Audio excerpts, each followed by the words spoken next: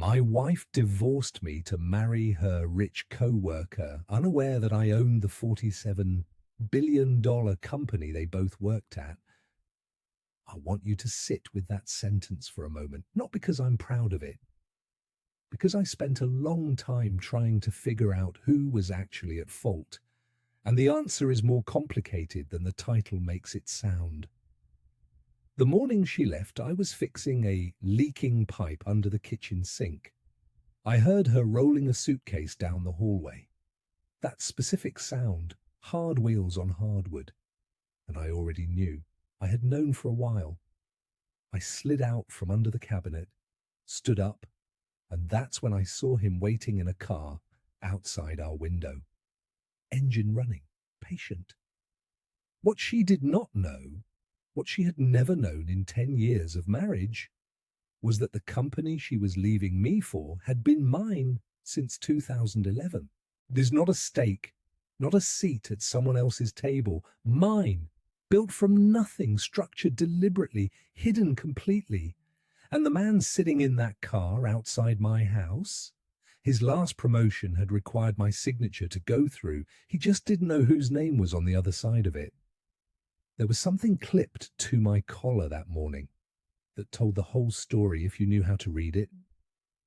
Before you assume you know where this is going, stay with me. Because this is not a story about a man who got his revenge. It's about a man who almost let silence become his whole life and what it cost him before he figured that out. Here's what happened. The badge was still on my collar. That detail matters because the morning my wife left me, I had not thought to take it off. It had been clipped there since Tuesday, 4 days. Riding along through the week like it belonged, through grocery runs and a leaking pipe under the kitchen sink, and one Saturday morning when the world I had spent 14 years building quietly came apart in a hallway. She came down the stairs with one large suitcase and a carry-on. Not panicked packing, deliberate packing, the kind where you have already made your decisions and the bags are just the announcement. I slid out from under the cabinet when I heard the wheels hit the hardwood floor. I stood up.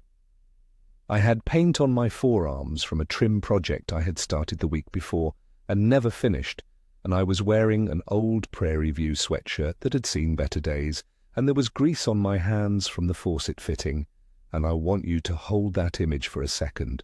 I hold exactly what I looked like standing in that kitchen because it matters to everything that comes next. She stopped at the bottom of the stairs. She did not look surprised that I was there. She looked like someone who had rehearsed this moment enough times that the actual moment had stopped feeling real. She said she was in love with someone else. She said his name was Broderick. She said, and I want to be precise here because the exact words stayed with me, that she needed to be with a man who had actually done something with his life. I did not argue. I did not raise my voice. I asked her once if she was sure, not because I thought she would change her mind, but because I needed to hear the answer clearly enough to carry it.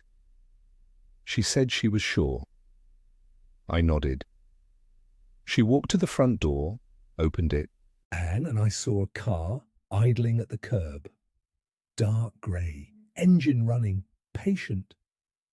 The door closed behind her.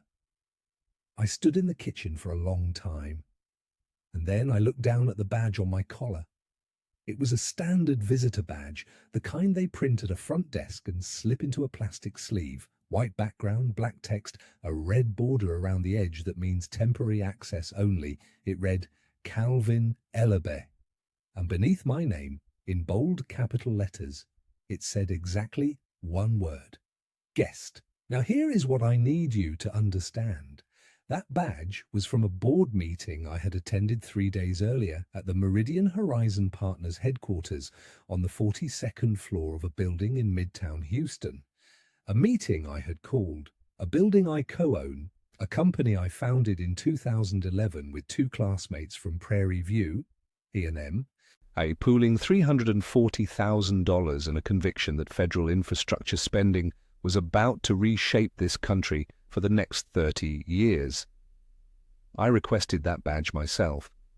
Every time I visited our headquarters, I requested it, visitor, guest, temporary access only, because the alternative was a badge that said what I actually was, and I had made a decision a long time ago that nobody needed to see that. The company my wife just left me for is called Meridian Horizon Partners. It manages $47 billion in infrastructure assets. My two partners, Darius Odom and Terence Fells, run it publicly. They take the meetings, give the interviews, shake the hands. My controlling stake sits inside a private holding entity called Ellerbe Capital, LLC. My name does not appear in the press releases. It does not appear on the website. It appears exactly where it is required to appear by law and nowhere else. And the man idling in that car outside my house, Broderick Samuels, senior fund manager at Meridian Horizon Partners, had received his managing director promotion 8 months earlier through a standard approval process that ran through Ellerbe Capital's legal team. My attorneys signed off on his advancement. He just did not know whose name was behind the signature. My wife left me for a man whose career I approved. I set the badge down on the kitchen counter, and I did not move for a very long time.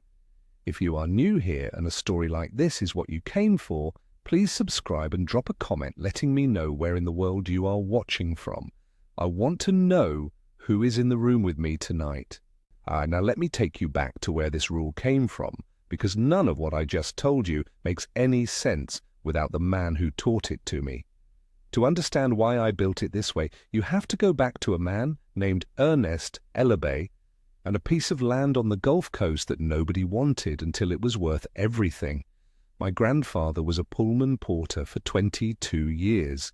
He worked the Southern Pacific Line out of Houston, which meant he spent the better part of 2 decades in a uniform, carrying other people's bags, addressing other people's needs, sleeping in slivers of time between shifts, and doing all of it with a particular kind of dignity that I did not fully understand until I was old enough to recognize what it cost him. He was not bitter about the work. That is the thing I want you to understand about him first. He was not a man storing resentment. He was a man with a plan. While he was portering, he was watching. He watched which passengers had real money and which ones had the appearance of it. He watched where people traveled and why, and what they talked about when they thought the help wasn't listening. And somewhere in the late 1950s, he started noticing that a particular stretch of coastline southwest of Houston, Brazoria County, land that was marshy and considered largely useless, was beginning to appear in conversations he was not supposed to be part of. Quiet conversations. The kind that happen between men who have already made decisions and are discussing implementation. He bought his first 2 acres in 1961 for $800. He told no one outside his immediate family, or he did not record the purchase in any way that connected it publicly to his name beyond what the county deed required. He bought 2 more acres in 1963, 3 in 1967. By the time the petrochemical corridor began expanding through that region in the early 1970s, and land values started moving in ways that turned heads, Ernest Ellerbe owned 19 acres that he had acquired for a total of just under $11,000. He never talked about it publicly, not once. I asked him once, when I was about 14 years old, why he didn't tell people. We were standing on that land and he used to take me there on summer visits, just to stand on it, just to feel it under his feet. And I asked him why he kept it quiet all those years. He looked out at the water for a moment, and then he said something I have carried with me every day since. What he said, "The man they underestimate always has the advantage. Never take it away from them." I wrote it down when I got home that night.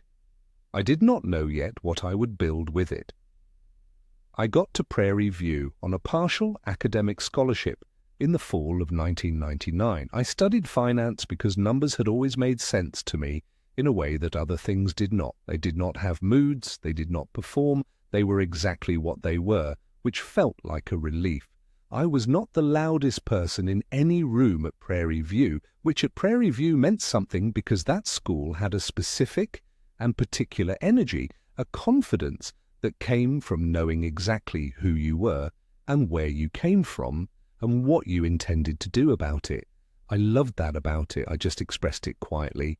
I met Darius Odom in the second semester of my junior year, in a capital markets class where he sat in the front row and answered every question with the specificity of someone who had already been running the numbers at home. I met Terence Fells through Darius, which is how most people met Terence, through someone else who had recognized that he was the most rigorous thinker in any room he occupied and immediately wanted him nearby. The three of us started eating lunch together, then studying together, then arguing about infrastructure investment theory together in a way that other students found either impressive or exhausting, depending on their tolerance for that kind of intensity. We graduated in 2003. We each went separate directions for several years. I took a position at a mid-sized investment firm in Dallas. Darius went to New York, Terence went to work for a federal contractor in DC, but we stayed in the conversation. The specific conversation that had started in that capital markets class and never really stopped. The conversation was about infrastructure, about the gap between what the country's physical systems needed and what private capital was willing to build, about a federal spending cycle that was going to have to correct eventually because bridges and ports and transit systems do not care about political cycles. They simply deteriorate until someone pays to fix them. We believed the correction was coming. We spent 7 years being right about it before we had enough capital to act. In 2011, we pooled $340,000. Darius had saved aggressively and liquidated a small investment account. Terence had a portion of an inheritance he had been holding in low-yield instruments, waiting for exactly this. I contributed the largest share, $190,000 from a decade of disciplined saving and 2 small real estate transactions I had structured quietly in a way my grandfather would have recognized. We registered Meridian Horizon Partners in Texas in March of 2011. And on the same day, before we signed anything with Meridian's name on it, I established Ellerbe Capital, LLC, as the controlling entity. Darius and Terence each held 18% of the operating partnership. Ellerbe Capital held 64%. This was not a secret from them. They knew exactly what the structure was and why, and they agreed to it because they understood the rule and they trusted me, and because, frankly, the arrangement made legal and tax sense, regardless of the philosophy behind it. Darius and Terence would be the public face. They would take the meetings, give the interviews, attend the conferences, shake the hands. My name would appear where law required it and nowhere else. This was the founding architecture, built in on day one, and it worked exactly as designed for 14 years. I met Naomi Calloway in the spring of 2012 at an event in Midtown Houston that a college friend had invited me to. One of those evenings that occupies a specific register in Black Houston professional life, well-dressed people in a rooftop space talking about work and ambition and where things were going, the kind of gathering where your business card was a form of introduction and your title was a form of greeting. She was working in communications, already sharp and focused and moving with the particular confidence of someone who knew exactly where she was headed and was simply acquiring the credentials to get there faster. She asked me what I did. I said I worked in infrastructure investment. She asked who for. I said I ran my own shop. She said, "What's it called?" I said, Ellerbe Capital. She said she hadn't heard of it. I said most people hadn't. She let it go, which I appreciated, and we talked about other things, and by the end of the evening I had her number and a feeling I had not had in a long time. We were married in 2014. Now here is the moment I need you to hold. It is about a year into the marriage, at a professional reception that Naomi's firm had been invited to, a networking event for Houston's communications and finance industries, or the kind of overlap gathering that produces a lot of business cards and very little business. A man named Patterson, who worked in commercial real estate and had the particular confidence of someone who had never once been underestimated in a professional context, turned to me across a cocktail table and asked what I did. I said I worked in infrastructure finance. He said, who with? I said I managed a private fund. He lost interest in approximately 4 seconds and turned back to the rest of the table. Naomi was standing beside me. She filled the silence with something smooth about how Calvin was very focused on the work and not big on the talk, which was true, and also a way of covering for a deflection she had learned to anticipate. She said it kindly. She always did in those days. What I did not say to Patterson, or what the narrator in me needs you to understand, is that Meridian Horizon had closed its first major institutional round 6 weeks earlier. We had secured $47 million in committed capital from 3 pension funds and a sovereign wealth vehicle. We were 18 months old, and we were already being taken seriously by people who took very little seriously. A true answer to Patterson's question would have changed the entire temperature of that table in under 60 seconds. I said nothing. I followed the rule. I let him turn away. I drove home that night wondering for the first time whether the rule had a cost I had not yet calculated. 2 years later, Naomi's agency landed the Director of Communications contract for Meridian Horizon Partners' primary public relations account. She called me from the office, excited, but proud of the win, already thinking about the strategy. I congratulated her and told her it was a great client. I hung up the phone and sat with the specific silence of a man who has just watched the 2 worlds he has kept carefully separate move 1 step closer together. She was working for my company. She did not know it. And I said nothing, because the rule said nothing, and I still believed in the rule. What I did not understand yet was how much that silence was going to cost us both. The erosion of a marriage is never one thing. That is what people get wrong. When they try to tell the story afterward, they look for the moment, the single crack, the specific Tuesday when everything changed. But it is not like that. It is more like water damage, slow, invisible, and by the time you see it on the ceiling, it has already been happening inside the walls for years. Let me tell you how it happened inside ours.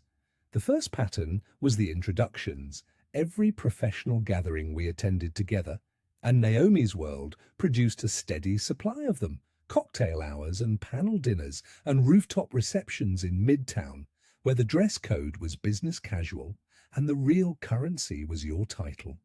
She developed a way of introducing me that I noticed early and never said anything about. Not because it hurt me exactly, because I understood it. She would say, "This is my husband Calvin, he works in investments," and then she would move the conversation forward before anyone could ask a follow-up question. It was efficient. It was kind in its way. It was also the most accurate description of my work that she had ever heard me give. which tells you something about how much I had given her to work with. The second pattern was the drive home. After those events, there was always a stretch of silence in the car, 15, 20 minutes on the 610, that we had both stopped trying to fill. By 2019, it was not hostile silence. It was the silence of 2 people who have run out of a certain kind of energy and have not yet figured out how to find a different kind. I would drive. She would look out the window. We would get home and each drift toward our separate corners of the house and call it a night. The third pattern was the question she stopped asking. Early in our marriage, Naomi asked about my work with genuine curiosity. She wanted to understand the infrastructure thesis, the way federal spending cycles created investment windows, the difference between public and private market timelines. She was sharp and she was interested, and those conversations were some of the best we ever had. But somewhere around 2020, the questions tapered off. I do not blame her for that. I had never given her enough to ask questions about. When someone consistently deflects, you eventually stop reaching. That is not coldness, that is self-preservation. Broderick Samuels entered her professional orbit in the spring of 2021. He had transferred from Meridian Horizon's Dallas office to take a senior position in Houston, and within 6 months he was at every event Naomi attended because their professional worlds overlapped almost completely. I want to be fair about Broderick. He was not a predator.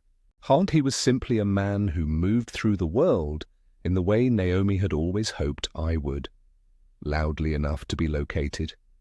He talked about his work at dinner parties, the way people talk about something they are proud of. He had opinions about markets, and he shared them. He knew people by name, and those people knew him. To Naomi's professional community, he was fully legible. He was exactly what her eyes had been trained to recognize as success. I met him 4 times before everything fell apart. Each time I shook his hand and said very little and watched him work a room the way I had never once tried to work one. I did not dislike him. I understood what he represented to her. That was almost worse. In October of 2022, Meridian Horizon Partners held its 10-year anniversary gala at a venue in the Galleria area.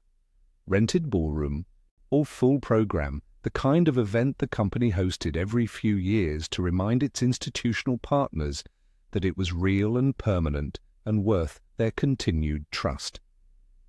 Naomi's agency had handled the communications for the event, so she was there in a professional capacity, moving between tables, managing the evening's rhythm. I was there too. I had arranged to attend as a guest. At some point in the program, the MC, a polished man in a well-fitted tuxedo, began acknowledging the fund's founding history. He named the company's leadership team.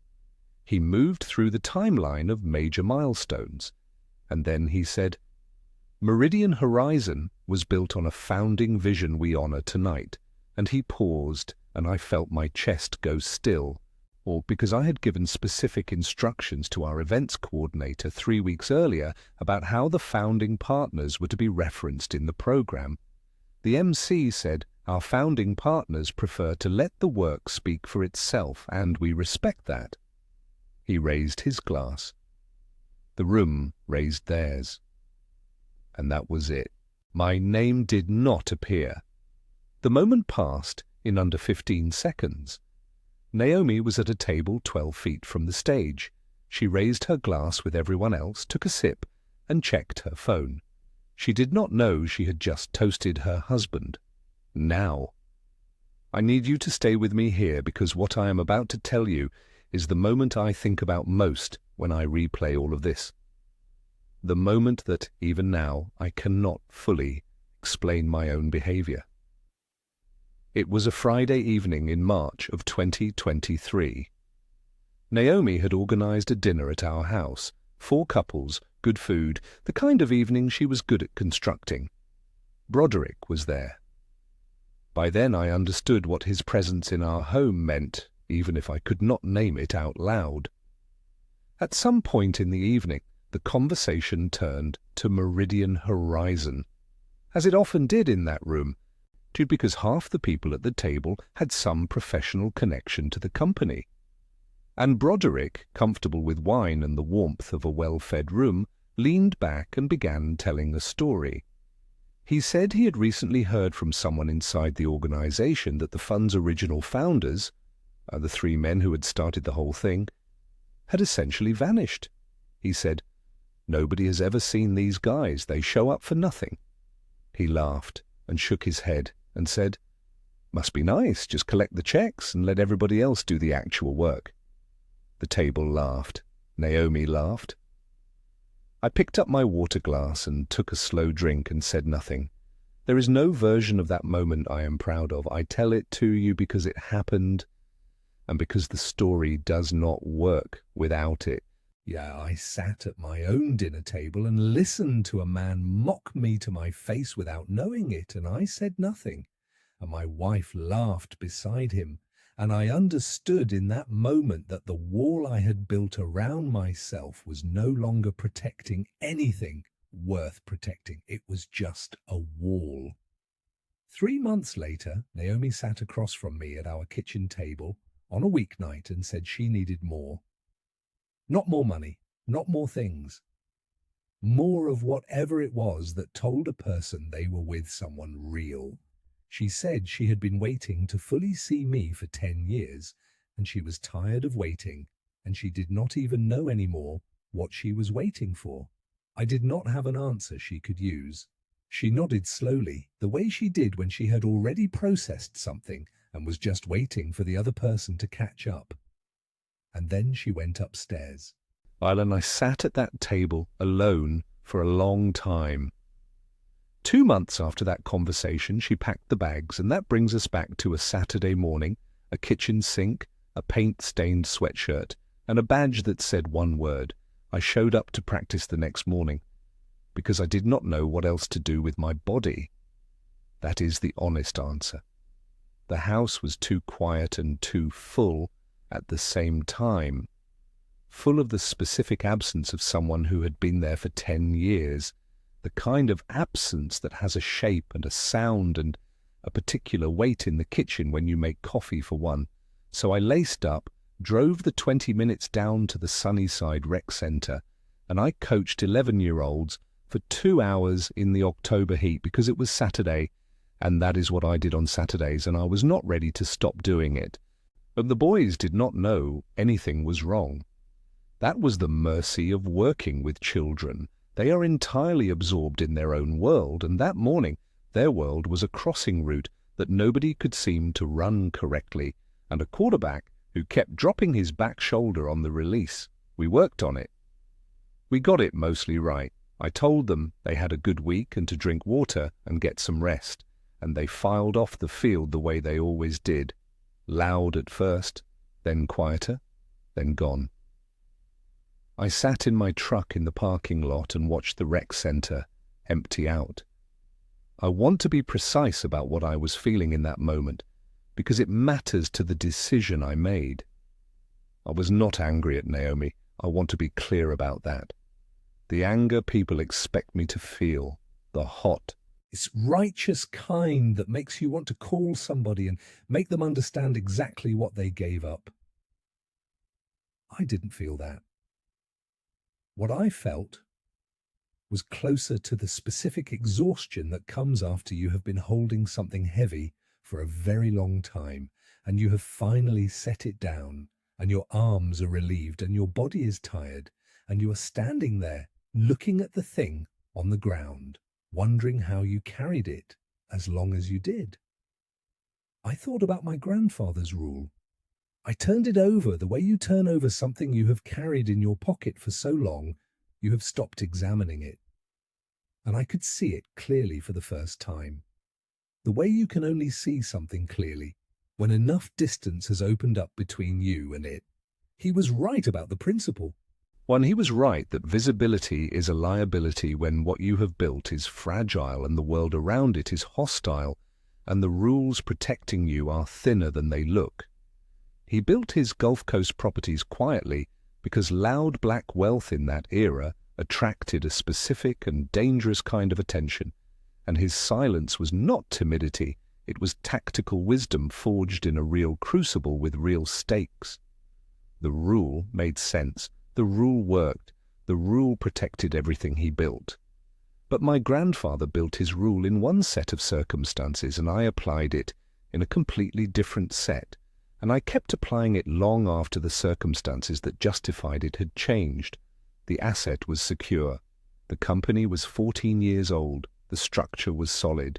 The legal protections were real and ironclad. There was no longer any practical reason for the concealment, and there had not been for several years. I had kept the rule because the rule was all I knew. I had kept it like a reflex. And a reflex does not ask whether the situation still warrants it. The other thing I understood, sitting in that parking lot, was this. Naomi did not leave me for Broderick.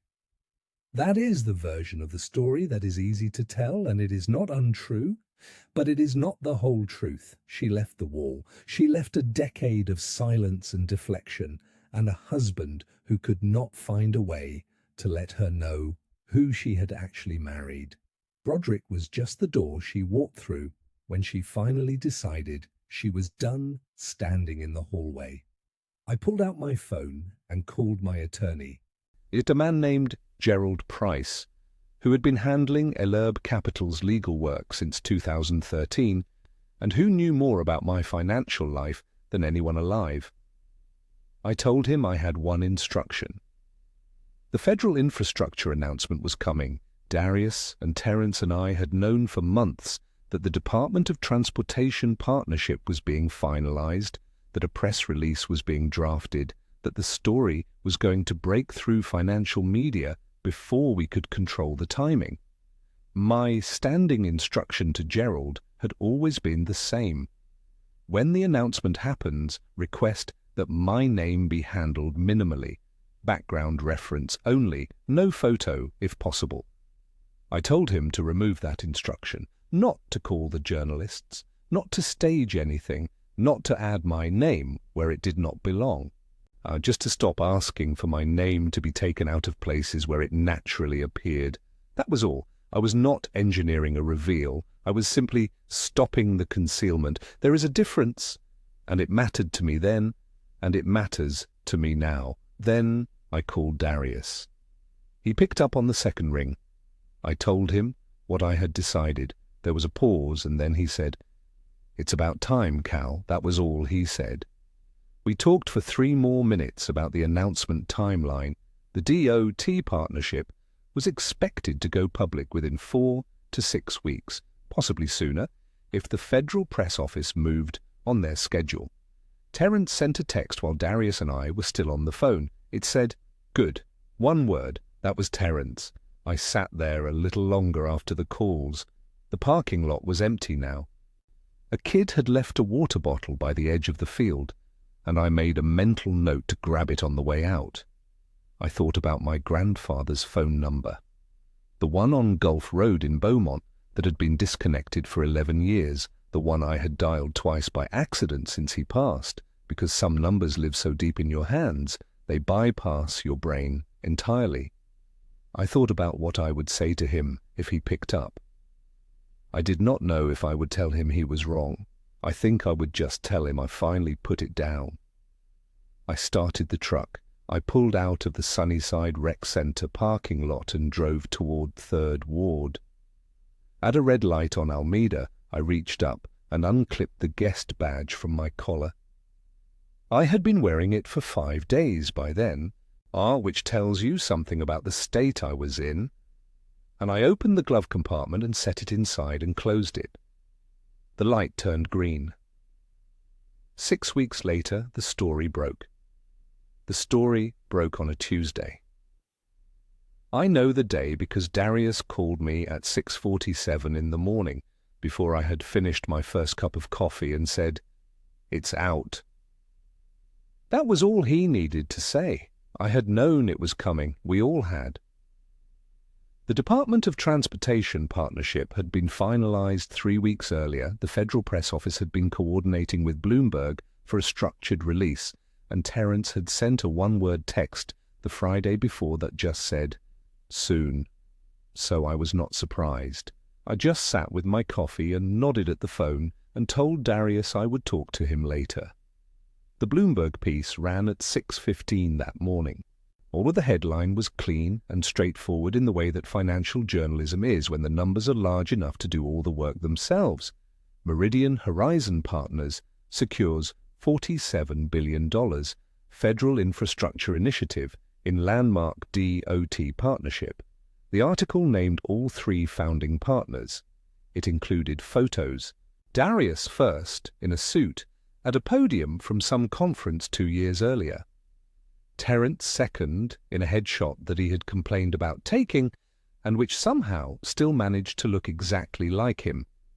And third, sourced from a Prairie View alumni feature that a reporter had found somewhere in the archives, a man in a faded sweatshirt with an easy smile and no particular awareness that he was being photographed. Me, CNBC picked up the story before 8 a.m. The Houston Chronicle ran it on the front page of the business section. By 9 o'clock, Meridian Horizons' internal communications team had already sent a company-wide message from the CEO, a man named Wallace Greer, announcing an all-hands meeting at 10:30. Mandatory attendance. Good news to share. I know all of this in retrospect. I know the timeline, the way you piece together a story you were not present for, from the accounts of people who were. Because at 10:30 on that Tuesday morning, I was on a practice field in Sunnyside, helping a 12-year-old named Deshaun work on his footwork, and my phone was in the glove compartment of my truck, face down, volume off. In the Meridian Horizon all-hands meeting room, 214 employees filled seats and lined walls and took the overflow standing positions near the door. The room had a screen at the front that could display 20 feet of image, and Wallace Greer, who was a good CEO and a man I had chosen carefully, stood at the front of it with the energy of someone who understood that this was the biggest moment in the company's history and wanted the people in that room to feel it. He pulled up the Bloomberg article. He walked through the highlights, the federal partnership, the infrastructure scope, the 15-year timeline, the jobs it would create. He talked about what Meridian Horizon had built and where it was going and why everyone in that room was part of something that mattered. He was good at this. It was why I had hired him. And then he said, I want to take a moment to honor the 3 men who started all of this. He clicked to the photos. Darius, Terrence, and then the third one. I have thought many times about what it must have felt like to be Naomi in that moment. She was in the 3rd row, according to someone who was there, and told me later, without knowing they were telling me. She had her notebook out because she always had her notebook out.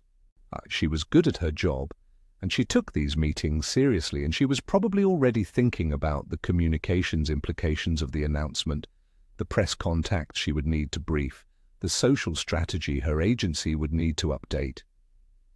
She looked up at the screen when Wallace clicked to the 3rd photo. The narrator in me wants to rush this part.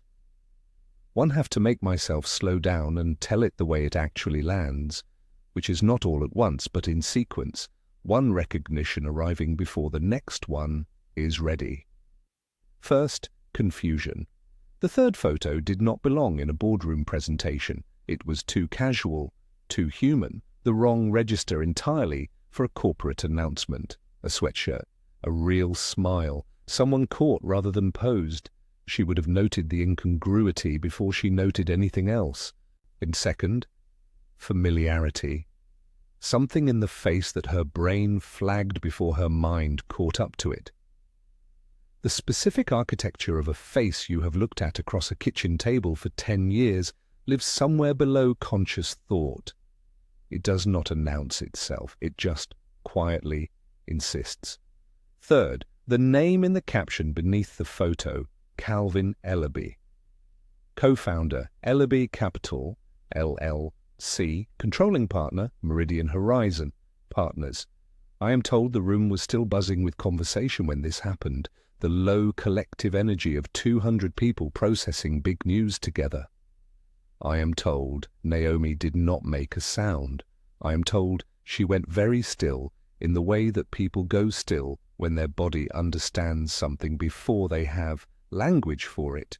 The 4th stage is where the full weight arrives, not just recognition, comprehension, in the backward unspooling of 10 years of assumptions, all of them revising simultaneously. Every deflected question, every vague answer, every visitor badge on every collar. The gala where the MC skipped a name and she clapped politely and checked her phone. The dinner table where Broderick laughed about the ghost partners and she laughed beside him, and her husband sat there and said absolutely nothing. Broderick was in the fourth row. He had been in a contract negotiation for 11 weeks. His team and the Ellerbe Capital legal team had been going back and forth on renewal terms for a senior fund manager position that required, at the final stage, sign-off from the controlling partner. The paperwork had gone through the previous Thursday. He had texted Naomi that night to tell her it was done, that he had gotten most of what he asked for, and that the lawyers on the other side had been thorough but fair. He looked at the third photo. He read the caption. He did the same arithmetic Naomi was doing, but from a different set of numbers, and he arrived at a different kind of reckoning. He did not move or speak for a very long time. Wallace Greer continued talking. The room continued receiving the news. The meeting lasted another 22 minutes and covered logistics and next steps, and a question and answer portion that Naomi did not participate in. When it ended and people began filing out, she stayed in her seat. The room emptied around her. Colleagues paused by her chair and said things she did not hear. Eventually the last person left and the door swung shut, and she was alone in a room the size of a small auditorium with a 20-foot screen still lit up at the front. At the Bloomberg article still displayed, and in the bottom right corner of that screen, a photo of a man in a Prairie View sweatshirt who had been her husband for 10 years and who had never once told her who he was. She did not call me. I would not have answered. My phone was still in the glove compartment in Sunnyside, face down, volume off, while one watched Sean finally get his footwork right and told him to do it again one more time until it was automatic. 2 weeks passed before she called. I let it pass. Not out of cruelty, I want to be honest about my reasons, but because I did not yet know what I would say, and I have never believed in speaking before you know what you mean. She called on a Thursday morning, 2 weeks after the announcement. I picked up on the third ring. She asked if I would meet her for coffee, and I said yes, without hesitating, because I had decided during those 2 weeks that if she called, I would not make her work for access to a conversation we both needed to have. We met at a place in Midtown she had always liked, a small shop on Bagby Street with good light and enough ambient noise that silence between two people does not feel like a verdict. She was already there when I arrived. She had ordered for herself and left a cup of black coffee on my side of the table, which was such a specific and ordinary act of memory that it nearly undid me before I sat down. She looked like someone who had spent 2 weeks thinking very hard and sleeping very little. I imagine I looked the same. She did not apologize first. I appreciated that. What she did instead was tell me the truth, which was harder and more valuable. When she said she had spent those 2 weeks trying to be angry at me, and she could not sustain it because every time she built a case against me, she ran directly into the fact that she had worked for my company for 3 years and never once asked a question that might have led her somewhere real. She said she had been so focused on what she could see that she stopped wondering about what she might be missing. She said she had been right about the pattern and wrong about the man, and she knew the difference now, and she was sorry she had not known it sooner. I told her the truth too. I told her that I had built a wall around myself so completely and for so long that I had stopped noticing it was a wall. I told her that the rule I inherited was a good rule that I had applied past the point where it was protecting anything worth protecting. I told her that she deserved to have married someone who let her know who she was actually with, and that my silence was not a lie, exactly, but it had functioned as one, and I owned that. I told her I should have let her see me sooner. She said she should have looked harder. We both sat with that for a moment. Neither of us reached across the table. Neither of us suggested anything about what came next between us because there was nothing to suggest. The marriage was over. The paperwork was filed. What we were doing at that table was not the beginning of something new. It was the honest ending of something old, the conversation the marriage had needed for years and was only now able to have because everything else had already been settled. We stayed for maybe 40 minutes. When we stood to leave, she hugged me briefly. The way you hold someone you once knew completely and are now learning to know differently. Then she walked out, and I sat back down and finished my coffee alone. I want to tell you something before I take you to where this ends. I want to step out of the story for a moment and speak directly to you because I think this is what the whole thing was actually about. The first thing I learned is that wisdom is not eternal. My grandfather's rule was real, and it was earned, and it worked exactly as intended in the world that produced it. But wisdom is always a response to specific conditions, and when the conditions change, the wisdom has to change with it, or it becomes something else. Habit, reflex, armor you have forgotten you are wearing. Do not inherit rules without also inheriting the right to examine them. Knowing when a rule still applies is its own kind of intelligence. The second thing I learned is that the people who love you cannot protect what they cannot see. Naomi could not have chosen differently with the information she had. That is not an excuse for her choice. It is an explanation for mine. When you withhold yourself from the people closest to you, even for reasons that feel disciplined and principled and sound, you are not protecting the relationship. You are making a unilateral decision about what it gets to be. That is not partnership. That is management. And the people you love deserve better than to be managed. The third thing is the one I carry with me most. Letting yourself be known is not weakness. This is the lie that the rule taught me and that I believed for too long. Or there is a version of strength that is actually just fear dressed in respectable clothes. The fear of being seen incorrectly, of being underestimated, of giving someone the power to disappoint you. Real courage is not the willingness to be invisible. It is the willingness to be visible and to trust that what you actually are is enough. I have been thinking about that a lot lately. I want to ask you something before I go. Think about the people closest to you right now, the ones who love you or want to. How much of yourself are you actually letting them see? And if the answer is less than all of it, what rule are you following? And is that rule still working? Drop your answer in the comments. I read them. And if you are watching this from somewhere in the world and you felt something in this story that you needed to feel, tell me where you are. I want to know who is in the room. I drove back towards Sunnyside after the coffee shop. I stopped at a light on Alameda.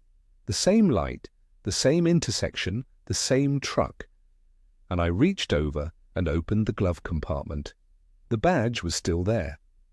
White background, black text, red border, Calvin Ellerbe. Guest. I looked at it for a moment. Then I took it out, opened the plastic sleeve, and clipped it to my rearview mirror. Not as a trophy. I want to be precise about that. Not as proof of anything. Not as a reminder of what she lost, or what he didn't know, or what the screen showed in that meeting room on a Tuesday morning. I clipped it there as a reminder to myself of how long I let other people name me, of what it costs to be so committed to not being misunderstood that you never let anyone close enough to understand you, of the specific and irreplaceable thing that silence can take from you if you are not careful. My wife divorced me to marry her rich co-worker, unaware that I owned the $47 billion company they worked at. That is the sentence this story started with, but that is not what the story was about. The story was about a badge that said guessed on a man who was never won, and what it took for him to finally take it off. The light turned green. I drove back to Sunnyside, the badge catching the afternoon sun in the corner of my mirror, the radio on low, nobody waiting for me in particular, and know where I needed to be except exactly where I was going.